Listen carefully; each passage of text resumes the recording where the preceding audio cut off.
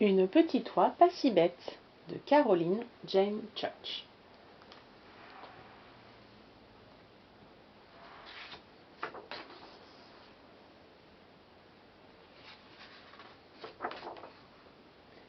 Il était une fois un troupeau d'oies qui vivait dans une ferme. Elles avaient toutes le plumage blanc comme neige et le bec étincelant. Enfin, sauf une.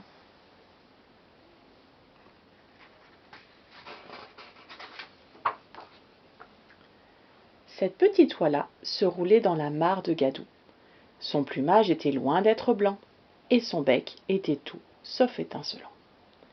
Les autres n'arrêtaient pas de se moquer d'elle. « Hé, regardez-la dans sa mare de gadou, cancanait-elle. Ouh, la vilaine oie de la mare, cracra !»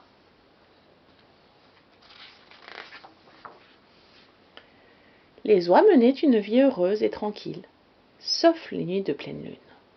Là, elles tremblaient toujours de peur, car les nuits de pleine lune... Ouaf! Le renard surgissait d'un coup et chassait toutes les oies jusqu'au pied de la colline, dans les bois et autour de la ferme.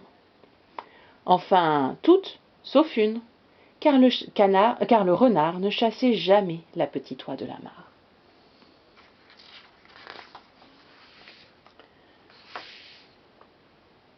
Un matin, après une nuit de pleine lune particulièrement terrible, les oies décidèrent qu'elles en avaient assez. Il était temps d'aller parler à la petite oie de la mare.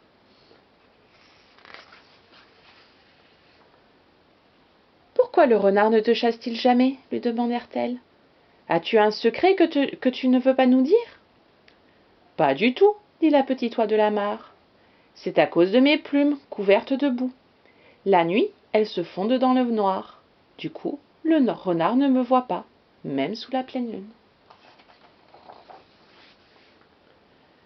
Les oies se regardèrent et coururent se jeter dans la mare boueuse la plus proche. Les jours passèrent. Les oies, désormais toutes couvertes de gadou, picoraient tranquillement sur la colline. Enfin, toutes, sauf une. La petite oie regardait le ciel chargé de lourds nuages gris. Elle frissonna. Cela ne pouvait signifier qu'une chose. Elle appela les autres et essaya de leur parler, mais elles ne voulurent pas l'écouter.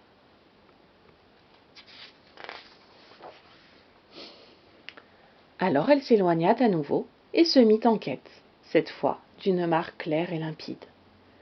Là, elle se lava et se frotta, se relava et se refrotta, jusqu'à ce que son plumage soit blanc comme neige.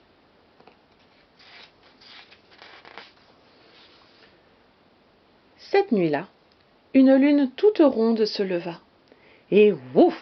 Le renard surgit d'un coup et se mit à poursuivre toutes les oies. Enfin, toutes, sauf une, car le renard ne vit pas la petite oie de la mare. Et il ne vit pas non plus sa patte qu'elle avait tendue pour lui faire un croche-pied. Boum badaboum, il fit la culbute dans la neige et dévala la colline à toute allure. Il roula si loin qu'il finit par disparaître. « Il est parti !» s'exclamèrent les oies. « Oui, et à mon avis, nous ne le reverrons pas de sitôt, » dit la petite oie en souriant. « Oh, merci, tu nous as sauvés !» s'exclamèrent les oies. Et pour la première fois de sa vie, la petite oie de la mare se sentit acceptée dans le troupeau.